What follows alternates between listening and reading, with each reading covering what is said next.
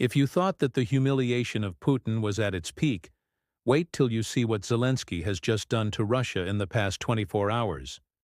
This is the most humiliating defeat for Putin since he invaded Ukraine.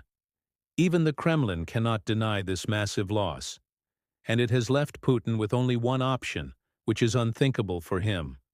More than 20 Russian planes have been wiped out in the last 24 hours.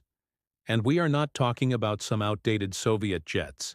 We are talking about Russia's best and most advanced fighter jets, bombers, helicopters, and drones, all destroyed on the ground.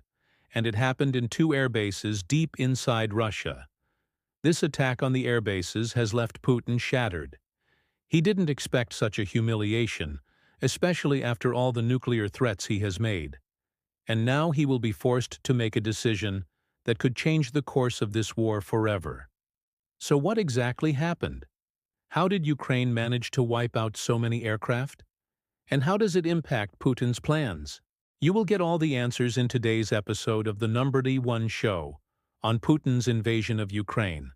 But before we begin, make sure to leave a like and subscribe to our channel to stay updated with the latest news. According to Ukrainian reports, in the past 24 hours, Ukraine has eliminated more than 20 Russian planes, including 4 Su-35 fighter jets, 6 Su-30 jets, 3 MiG-29 jets, 2 Il-76 transport planes, and several Ka-52 attack helicopters. On top of this, 7 drones and 1 S-400 anti-aircraft system were also destroyed. The combined cost of all these aircrafts is well over $1 billion, and it is one of the most devastating attacks by Ukraine on Russian military infrastructure. The biggest blow was dealt to the Engels II air base. It is one of the largest air bases in Russia and home to some of the most elite Russian units. In the past 24 hours, Ukraine managed to destroy 7 Russian planes at this base. 3 Su-30 jets and 4 Su-35 jets were taken out. Just to give you an idea of how good these jets are, they form part of Russia's most advanced squadron, the so-called Knights of St. George. The pilots of this group perform aerobatics during the May military parade in Moscow. They are considered the best of the best, and now they have been wiped out by Ukraine. But the Ukrainians did not stop here. They kept going and took out more Russian jets from another base called the Ryazan Air Base. Here they managed to destroy 2 Su-30 jets and 1 MiG-29 jet.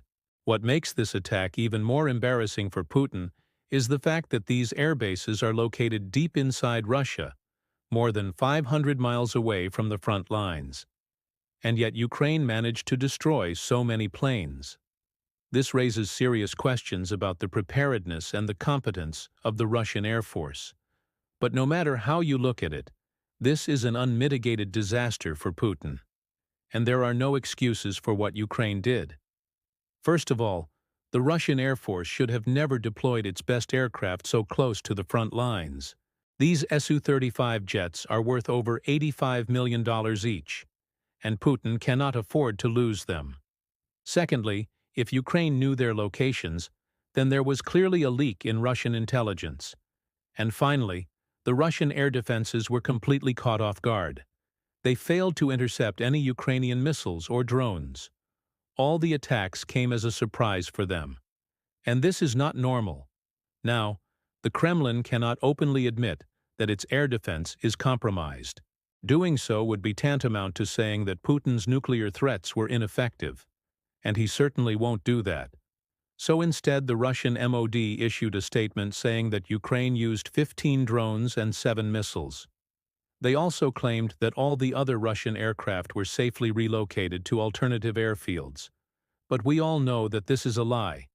Ukraine did not use 15 drones. It was a much bigger attack than what the Kremlin is admitting. As for the remaining aircraft, some of them were definitely damaged. For example, there are images coming out of Saratov showing burnt tires and fuel trucks near the hangars.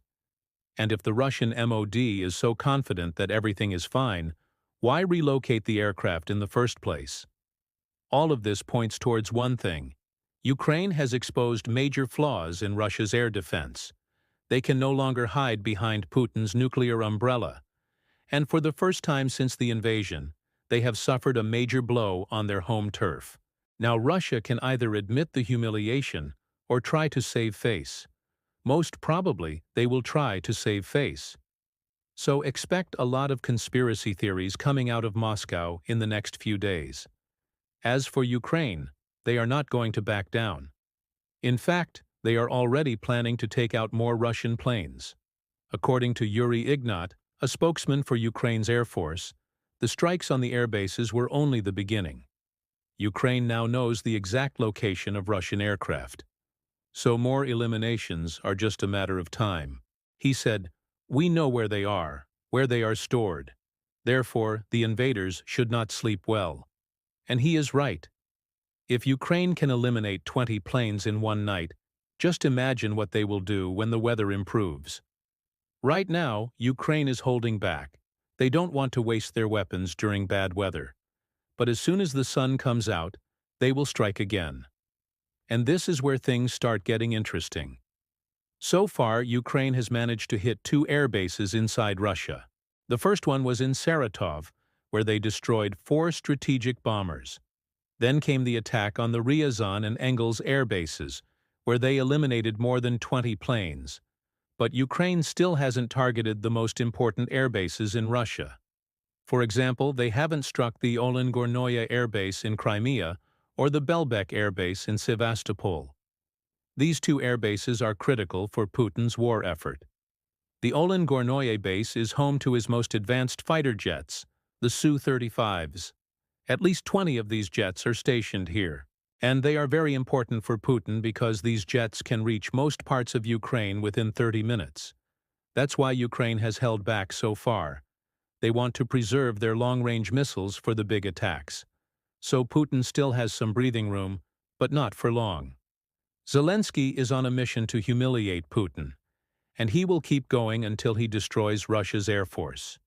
Remember, in the last 6 months, Ukraine has eliminated more than 350 Russian planes. It includes 30 in December, 44 in November, 125 in October, and 150 in September.